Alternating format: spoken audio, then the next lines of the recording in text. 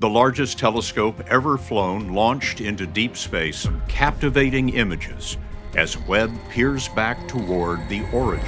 Los objetos del espacio profundo no se supone que cambien de rumbo. Derivan, caen, siguen la gravedad. Pero 3I Atlas no lo hizo. Aceleró en ráfagas, mantuvo una rotación impecable y emitió firmas químicas que ningún cometa natural debería mostrar.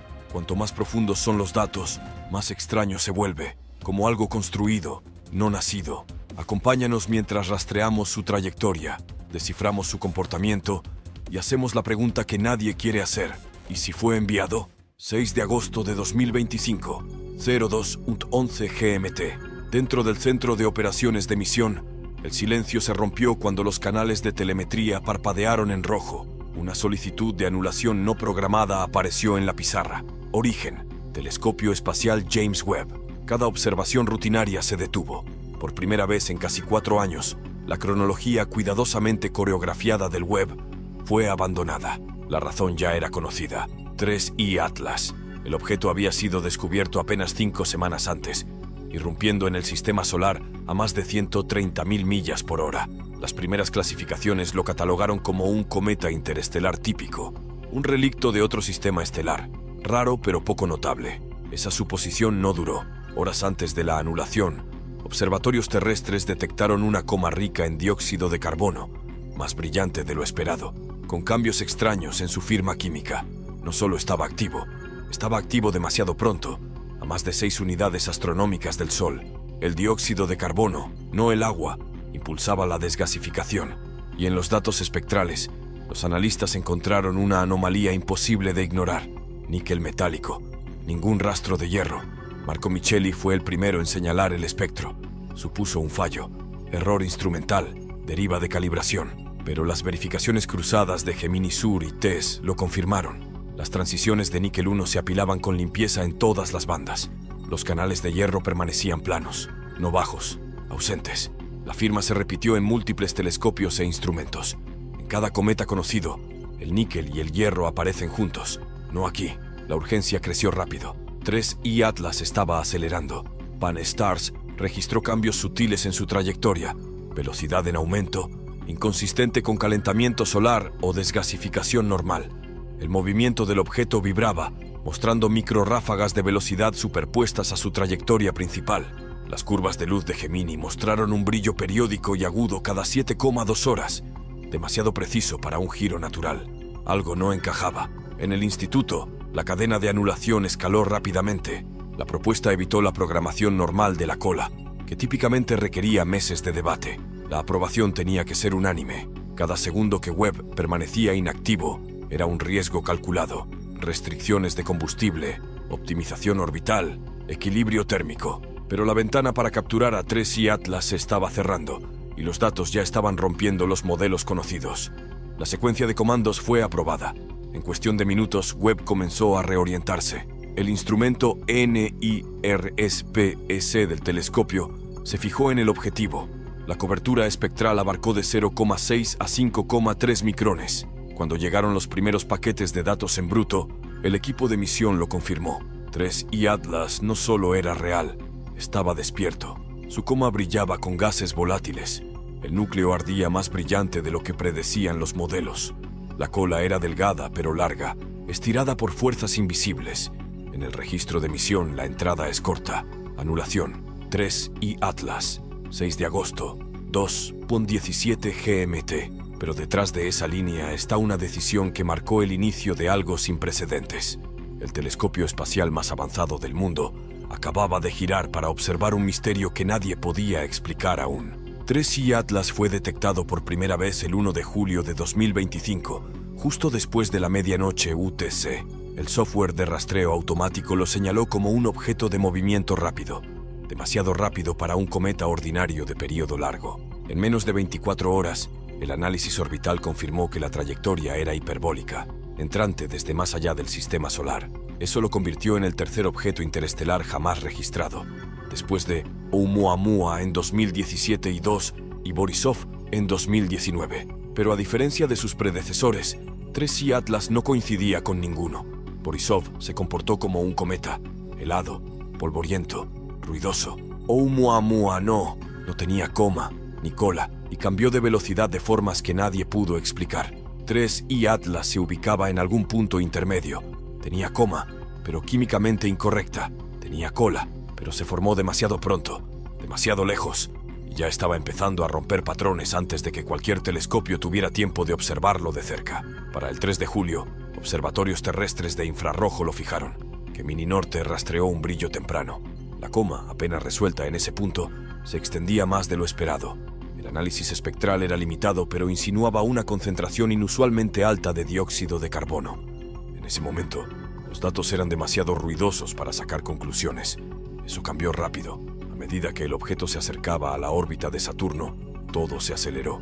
La producción de coma se disparó. La nube de gas se extendió más de 12,43 millas de ancho. La forma era asimétrica, expulsando principalmente en dirección al Sol. Los modelos intentaron ajustarse a perfiles estándar de sublimación. Ninguno coincidió. El dióxido de carbono no solo estaba presente, dominaba. Las señales de H2O eran débiles. El CO aparecía en ráfagas cortas. Los niveles de polvo se mantenían inusualmente bajos. Un cometa fantasmal sin polvo, sin motor de agua y con un perfil químico que nadie esperaba. A mediados de julio, las simulaciones orbitales estimaron la edad del objeto en más de 3.000 millones de años. Su trayectoria retrocedía hacia la constelación de Hércules, en algún lugar entre Vega y Arcturus. El margen de error era amplio, pero la conclusión no lo era. Este cuerpo provenía de muy fuera del alcance gravitacional de nuestro Sol, más antiguo que el Sistema Solar, intacto por cualquier paso planetario, y probablemente formado en un disco protoplanetario muy distinto al nuestro. Y aún así, brillaba, un patrón de emisión persistente y estable, distinto a otros visitantes interestelares. Incluso 2I Borisov, el análogo químico más cercano, tenía una relación menor de dióxido de carbono y mayor rendimiento de polvo. Nada coincidía con las lecturas actuales. La designación interestelar oficial llegó el 5 de julio. 3I Atlas. I por interestelar. Atlas por el instrumento de detección inicial. Casi de inmediato, el objeto fue puesto bajo observación coordinada. Se asignó tiempo en Joviweste, Hubble, Gemini y Pan-STARRS. Cada ojo disponible se volvió hacia la extraña silueta que cortaba la oscuridad. Para entonces, las señales de advertencia ya comenzaban a aparecer. La pregunta no era si esto era inusual. La pregunta era hasta qué punto 3I Atlas saldría del rango natural. Para cuando 3I Atlas cruzó 6 unidades astronómicas, ya estaba activo, expulsando gas a niveles típicamente vistos más cerca del Sol. La mayoría de los cometas esperan hasta acercarse al sistema solar interior antes de que el calor desencadene la desgasificación. A esa distancia, el hielo de agua permanece estable, congelado bajo la superficie, pero 3I Atlas no seguía las reglas del sistema solar. El instrumento NIRSPEC del JWST lo confirmó. El dióxido de carbono dominaba la coma. No solo estaba presente, era abrumador. La proporción de mezcla dióxido de carbono a H2O se midió en 8:1, muy por encima del promedio de cualquier cometa conocido. La mayoría de los cometas registran menos de 1,0. Incluso casos exóticos como el cometa C 2016 R2, previamente considerado una anomalía rica en CO, no podían igualar esta proporción. Y a diferencia de C 2016 R2, que mostraba fuertes firmas moleculares de monóxido de carbono y nitrógeno, 3I Atlas estaba relativamente limpio, mínimo polvo, agua tenue y solo rastros efímeros de CO. El gas no se estaba difundiendo de manera uniforme. La desgasificación era más intensa en el lado orientado al Sol, pero no seguía una curva térmica suave. En su lugar, los espectrógrafos captaron pulsos, aumentos breves en la emisión de dióxido de carbono que duraban horas, se desvanecían y luego resurgían. Algunos equipos propusieron fracturas superficiales o zonas de ventilación. Otros sugirieron acumulación de presión bajo capas ricas en volátiles, una especie de criovulcanismo. Pero la entrada de calor de la luz solar a esa distancia no debería haber sido suficiente para desencadenar ese tipo de actividad. El agua estaba presente, pero apenas. Una línea espectral delgada cerca de 2,7 micrones indicó vapor de H2O en trazas, pero mucho menos de lo que predecían los modelos. En la mayoría de los cometas, la sublimación del agua impulsa la coma. Aquí era un rasgo secundario, casi un detalle accesorio. O bien la superficie del objeto estaba protegiendo el hielo de agua interno, o nunca tuvo mucho desde el principio. El perfil de polvo era igualmente extraño. Imágenes de Gemini Sur mostraron una coma amplia pero transparente. La luz dispersa sugería materia particulada mínima. Las colas de cometas suelen estar impulsadas por polvo arrastrado hacia afuera por el gas en expansión, pero en este caso, la cola se asemejaba más a un velo difuso, parecido a estelas de iones que a una reflexión de polvo. Combinado con la baja señal de agua, le daba a Tres y Atlas una apariencia más de chorro de gas que de roca congelada. Algunos especularon que esto era evidencia de una costra superficial, rica en carbono y resistente al calor, que limitaba tanto la liberación de agua como la fuga de polvo. Otros fueron más allá. Algunos modelos iniciales sugirieron una composición rica en volátiles formada en una región de un disco protoplanetario distante, donde el dióxido de carbono se condensó antes que el agua. Eso podría explicar el desequilibrio, pero incluso esa teoría se tambaleaba bajo el peso de los números. El dióxido de carbono no debería ser el motor, no tan lejos, no a esa escala. Cada observación confirmada solo profundizaba el enigma. Fuera lo que fuera, 3I Atlas no se comportaba como ningún cometa catalogado en la historia humana. El perfil químico de 3I Atlas ya estaba rompiendo expectativas, pero el verdadero choque llegó cuando se analizaron en detalle las emisiones metálicas. Los datos de NIRSpec del Webb revelaron líneas espectrales claras y consistentes de níquel atómico, transiciones definidas en 3415, 3524, 3783 y 3858 angstroms. Las señales eran fuertes, elevándose por encima del ruido de fondo con una relación señal-ruido superior a 30. Pero lo que destacaba no era solo la presencia de níquel, era lo que faltaba. Hierro, completamente ausente. Los canales espectrales conocidos por llevar transiciones de hierro, permanecieron planos. Los datos fueron verificados 3 veces con diferentes instrumentos. Gemini Norte lo confirmó. También lo hizo UVS en el Very Large Telescope, trabajando con un poder de resolución de 80.000. El hierro no estaba simplemente débil, estaba ausente. Los límites superiores eran brutales. Según la señal disponible, la proporción de níquel a hierro se estimó en más de 40:1. En cometas conocidos, ese número ronda cerca de 1:15 en la dirección opuesta. Incluso 2, y Borisov, también interestelar, siguió esa regla. El níquel y el hierro se forman juntos en los núcleos estelares.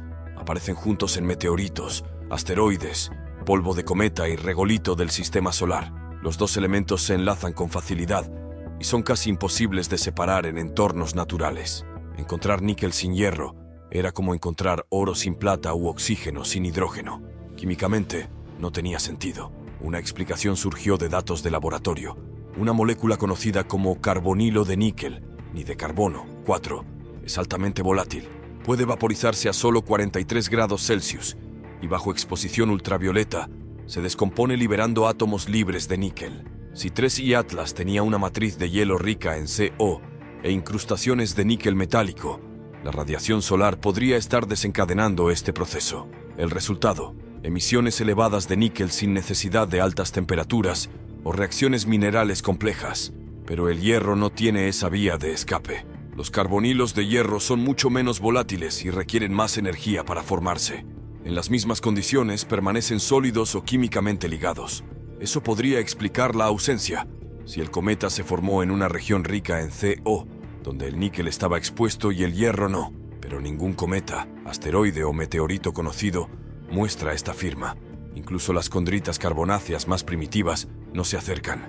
El equipo de espectrografía marcó los datos en sus notas internas, sin precedentes, sin contaminación de fondo, sin interferencia solar, sin fallo instrumental.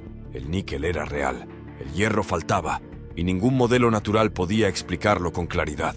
La idea de una fuente artificial no se planteó oficialmente en los registros publicados, pero a puertas cerradas, la conversación ya había comenzado. No era solo una huella química exótica, era un desequilibrio elemental que ponía en duda cómo y dónde se había formado 3I Atlas, y si algo más que la naturaleza lo había moldeado. Los datos químicos ya estaban reescribiendo expectativas, pero fue el movimiento, la forma en que 3I Atlas se desplazaba, lo que llevó al objeto a algo más extraño. Pan-STARRS había estado rastreando el cometa desde su descubrimiento, registrando su posición a lo largo de un amplio campo del cielo. Al principio su trayectoria coincidía con el arco esperado, una trayectoria hiperbólica entrante, limpia, desde fuera del sistema solar. Luego los números comenzaron a cambiar. Al principio, minúsculos, luego, innegables. En un lapso de apenas 72 horas, 3 Sea Atlas ganó velocidad. Su aceleración aumentó en 0,39 pies por segundo cuadrado, muy por encima de lo que la radiación solar o la desgasificación podían explicar. Para un cuerpo estimado en 6,84 millas de ancho, la energía necesaria para producir ese cambio no era menor. Era mecánica, pero no había motores visibles, y la coma no estaba lo suficientemente activa para justificarlo. Peor aún, la aceleración no era suave. Llegaba en saltos repentinos, pulsos direccionales agudos superpuestos a la trayectoria principal. Era como si algo dentro del objeto se estuviera encendiendo y apagando. El equipo de Pan-STARRS ejecutó diagnósticos internos, descartó deriva de software, verificó marcas de tiempo, reprocesó la astrometría en bruto. Cada revisión salió limpia.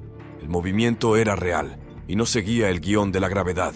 En Gemini Sur, los datos fotométricos añadieron una nueva capa. El objeto se estaba iluminando con un patrón programado, destellos de luz reflejada que barrían hacia la vista cada 7,2 horas. La señal era precisa, rítmica, consistente entre noches de observación. No era el giro errático de una bola de hielo rugosa.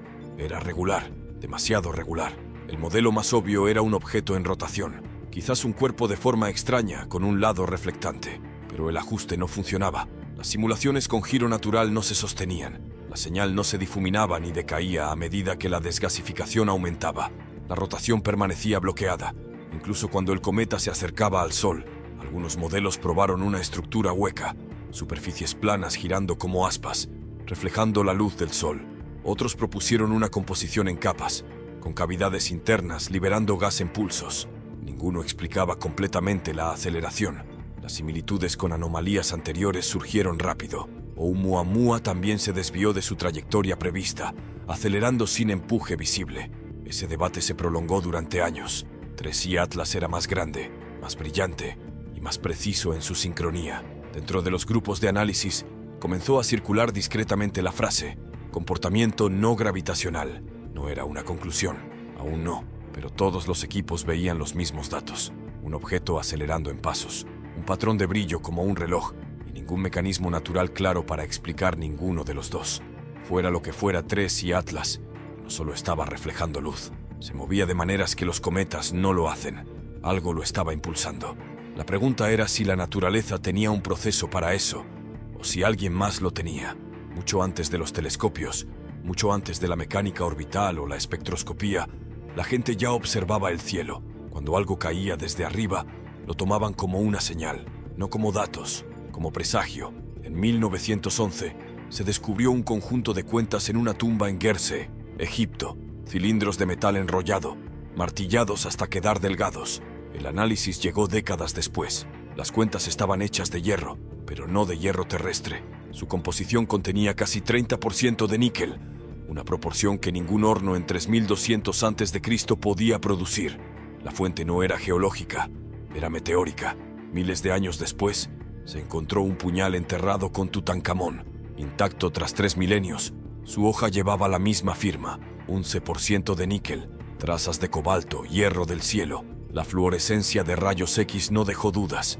La hoja fue forjada a partir de un fragmento de meteorito, metal nacido en el espacio y martillado hasta dar forma para un rey niño. La historia no es exclusiva de Egipto. En todo el antiguo cercano oriente, artefactos aislados muestran química similar. Cuentas, hojas, herramientas ceremoniales, todas más ricas en níquel que cualquier cosa producida por la metalurgia temprana. El material no venía de minas, venía de impactos. En tablillas babilónicas, el cielo es tanto advertencia como promesa. Las estrellas arden, las piedras caen, los reyes se esconden. Los textos no mencionan el hierro por nombre, pero hablan de fuego de los cielos, regalos que llegan sin pedirlos, y a veces sin ser bienvenidos. El análisis moderno vincula esos objetos antiguos con clases conocidas de meteoritos, típicamente aleaciones de hierro-níquel formadas en los núcleos de cuerpos planetarios destrozados. Pero incluso entre ellos, las proporciones de 3 Sea Atlas destacan. Ningún relicto antiguo registrado muestra una relación níquel-hierro cercana a 40:1. En cada muestra terrestre, el níquel y el hierro viajan juntos, siempre, hasta ahora. La semejanza es indirecta pero inquietante. Un objeto distante liberando níquel libre en el espacio, sin hierro en el espectro. Una coma de gas moldeada por química que no vemos en cometas del sistema solar. Y una historia profunda de metal caído del cielo que parecía incluso entonces, despertar asombro. Lydia Baum, historiadora de la metalurgia antigua, ha catalogado el papel cultural del hierro meteórico en las primeras civilizaciones. Ella describe un hilo constante, no solo la reverencia, sino el miedo. Cuando el cielo entregaba metal, algo cambiaba. Herramientas, armas, símbolos de poder, todos nacidos del impacto, todos tratados como algo más que simple material. En laboratorios modernos, el análisis es más limpio. Relaciones isotópicas, abundancias elementales, volatilidad bajo exposición solar. Pero la idea central sigue siendo la misma. Algo llega desde arriba, portando un mensaje que nadie esperaba. 3I Atlas es un nuevo visitante. Pero la reacción no es nueva. La sensación de que el metal del espacio significa más que química está muy arraigada. Los antiguos no tenían espectrógrafos, pero entendían algo con claridad. Cuando el cielo arroja algo, el mundo presta atención. A finales de agosto, la comunidad científica se había fracturado en dos campos. En los informes oficiales sobre el papel, la postura se mantenía neutral. Química anómala, aceleración inexplicada, ninguna conclusión definitiva. Pero dentro de los equipos de investigación y en sesiones privadas, el debate ya no era silencioso. Algunos se centraron en los números, la extrema emisión de dióxido de carbono, la casi ausencia de agua, la falta de hierro, la presencia de níquel, la aceleración irregular y escalonada, el brillo periódico que mantenía su ritmo durante múltiples rotaciones. Un grupo argumentó que todo podía explicarse, a duras penas, con procesos naturales exóticos. Un cuerpo formado en una región rica en dióxido de carbono de un disco protoplanetario distante, una costra lo bastante gruesa para atrapar calor, suprimir la liberación de agua y concentrar la desgasificación a través de respiraderos aislados, formación de carbonilo de níquel bajo exposición ultravioleta, cavidades internas fragmentadas produciendo empuje intermitente, no común, ni siquiera probable, pero posible. Otros no estaban convencidos. Los datos se alineaban demasiado limpiamente, demasiado consistentemente, en contra de cada modelo existente. Cada explicación requería excepciones. Formación inusual, química inusual, estructura inusual, rotación inusual. En algún punto, la palabra coincidencia deja de ser útil. Un preprint subido a Arcshift el 16 de julio llevó la pregunta al público. Provenía de un pequeño equipo, incluido Avi Loeb, un astrofísico conocido por su trabajo sobre Oumuamua. El artículo propuso un experimento mental. ¿Y si 3I Atlas no es natural? ¿Y si es un fragmento de tecnología extraterrestre, posiblemente incluso diseñado para parecerse a un cometa? La idea no estaba respaldada por evidencia directa, pero no necesitaba estarlo. Las anomalías hablaban por sí solas. La reacción fue inmediata. Algunos calificaron la afirmación de irresponsable, otros la llamaron insultante. Los revisores por pares descartaron la hipótesis como especulativa y prematura. Pero fuera de los canales formales, la idea ganó tracción. Foros en línea, grupos privados de Slack, hilos de comentarios en preprints. La palabra artificial apareció con más frecuencia de la que muchos consideraban cómoda. Los críticos de Loeb recordaron al público cómo las anomalías de Oumuamua llevaron a años de modelos inconclusos, sin resolución clara. Advirtieron que imponer explicaciones artificiales a datos poco comprendidos corre el riesgo de desviar el proceso científico. Pero los defensores no reclamaban certeza, solo posibilidad. Dentro del equipo de operaciones del web, las conversaciones se volvieron cautelosas. Ningún oficial reconoció un origen no natural, pero el tono había cambiado. Lo que había empezado como un cometa extraño era ahora un objeto bajo escrutinio, uno que no encajaba en categorías conocidas. La frase usada en los informes internos de la ESA fue alta anomalía, no una amenaza, no una emergencia, pero algo distinto, algo que había activado cada sistema de alerta diseñado para señalar lo extraordinario. Fuera lo que fuera, 3I Atlas ya no encajaba cómodamente dentro de los límites naturales. Las teorías se dividían, la evidencia crecía y las viejas reglas ya no servían. Cada nueva observación empujaba al objeto más lejos de lo familiar. La proporción de dióxido de carbono a agua se mantenía cerca de 8:1. Ningún cometa en ninguna base de datos se acercaba. El desequilibrio níquel-hierro, sin cambios. La curva de luz, aún regular, aún precisa. Cada simulación para explicar la aceleración fallaba en justificar su tiempo e intensidad. Y aún así, 3I Atlas seguía brillando, cambiando y pulsando con un ritmo que desafiaba al azar. Las comparaciones con visitantes interestelares anteriores se intensificaron. Oumuamua Había planteado preguntas similares en 2017, pero no dejó coma, ni cola, ni datos espectrales para analizar. 2 y Borisov ofreció una química más clara, pero su comportamiento se mantuvo dentro de lo esperado. 3 y Atlas no se situaba entre ellos, se situaba aparte. Algunos investigadores propusieron desgasificación en capas, un subsuelo rico en volátiles rompiendo una costra en ráfagas escalonadas, pero eso requería que la estructura interna permaneciera estable incluso al calentarse, algo difícil de sostener en múltiples eventos de ventilación. Otros sugirieron que el cometa se estaba desintegrando lentamente y que los fragmentos alteraban la aceleración, pero no había escombros visibles, ni nube de polvo, ni pérdida de intensidad en la señal. Un tercer grupo volvió a la forma. Si 3 y Atlas era un objeto aplanado, ancho, delgado, altamente reflectante, podría, en teoría, captar la luz solar y convertir la presión en empuje. Una vela solar, no construida para viajar aquí, sino atrapada en una deriva, girada por la radiación de estrellas cercanas. La idea no fue tratada como una declaración, era un modelo, uno que encajaba mejor que los chorros de gas o la sublimación. Ese modelo tenía peso porque explicaba 2 cosas a la vez: aceleración y brillo. La luz solar lo empujaría suavemente, de manera continua. La rotación explicaría el pulso, pero la forma requerida para ello, gran área superficial, baja masa, alta reflectividad, no tenía precedente en cuerpos naturales de ese tamaño. Nadie reclamó prueba, pero en las notas de trabajo de observatorios en 3 continentes, la misma palabra seguía apareciendo: artificial. No se escribió en artículos finales, no apareció en conferencias de prensa, pero en memorandos internos, discusiones de modelos y revisiones de datos, la posibilidad ya era parte del proceso. No asumida, no aceptada, pero ya no descartada. Los astrónomos no cambian categorías con rapidez. La mayoría de los objetos se explican, eventualmente, pero 3 y Atlas había resistido ese proceso desde el principio. Las herramientas estándar no cerraban la brecha, la luz no se dispersaba como debía, la masa no se comportaba como debía, la química no coincidía con ningún entorno de formación conocido. A inicios de septiembre, 3 y Atlas había sido observado por más de una docena de instrumentos en el espacio y en tierra. Webb continuaba sus campañas espectrales, alternando entre instrumentos de infrarrojo cercano y medio para refinar estimaciones de producción de gas. Gemini Sur mantenía el seguimiento de curvas de luz. Pan-STARRS manejaba la astrometría. El Minor Planet Center actualizaba sus elementos orbitales diariamente. Cada nuevo dato confirmaba la misma conclusión: este objeto no se estaba estabilizando. La emisión de dióxido de carbono permanecía estable pero elevada. El venteo continuaba en ráfagas. Las líneas de níquel mantenían su intensidad. El hierro seguía indetectable.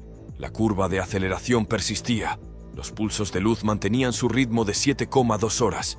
La rotación no se desviaba, incluso cuando la desgasificación debería haber introducido torque. Si había fragmentos secundarios, ninguno se había desprendido. La coma permanecía intacta.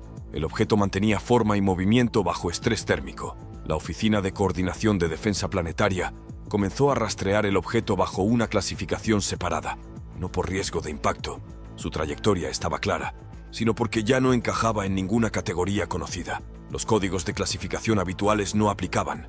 La base de datos lo marcó como alta anomalía. Esa etiqueta estaba reservada para objetos con desviaciones persistentes en comportamiento físico, firma química o movimiento. Solo un objeto había recibido esa designación antes, Oumuamua. Internamente se actualizaron las matrices de riesgo, no por colisión, sino por incógnitas científicas. Los equipos de operaciones del JWST añadieron a 3 y Atlas a una cola de prioridades, colocándolo por encima de los objetivos programados. Se reasignó tiempo de observación, se movieron recursos, otros programas se retrasaron. En el Observatorio Europeo Austral, los espectroscopistas ejecutaron modelos extendidos para probar compuestos poco comunes que pudieran explicar el espectro. Probaron contaminación de fondo, interferencia del viento solar, superposición de señales extrañas, todas eliminadas. La señal de níquel se mantenía, la señal de hierro seguía ausente. La consistencia del objeto era lo que lo hacía más difícil de descartar.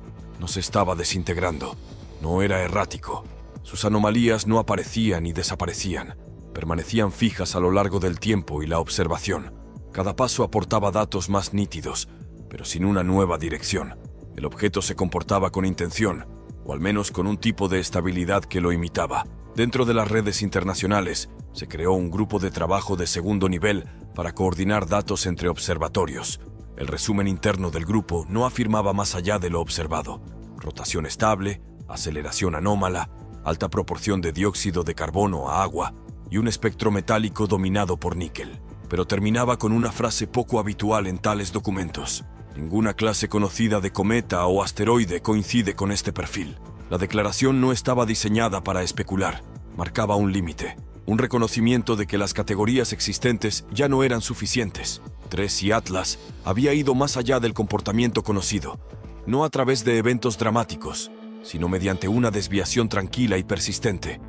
No señalaba amenaza ni intención, no lo necesitaba. La anomalía misma era el mensaje. La siguiente ventana de observación se abrió el 18 de septiembre.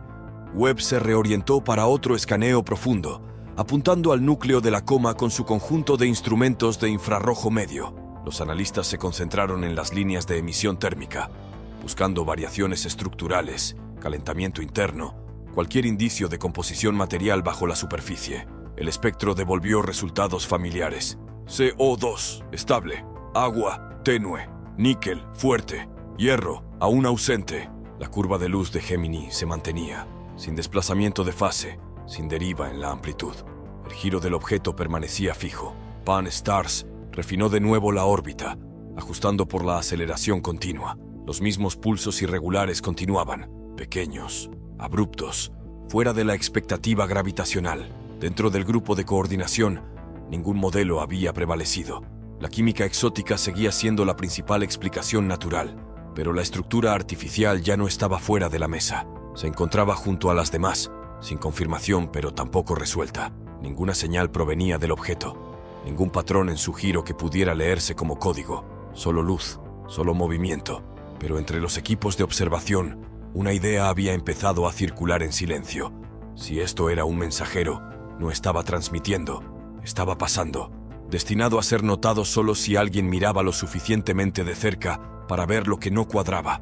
Y esta vez, alguien lo estaba. Gracias por ver. Si te gustó esto, dale me gusta y suscríbete para más exploraciones de misterios espaciales. Deja tus pensamientos en los comentarios. Nos encantaría escucharlos.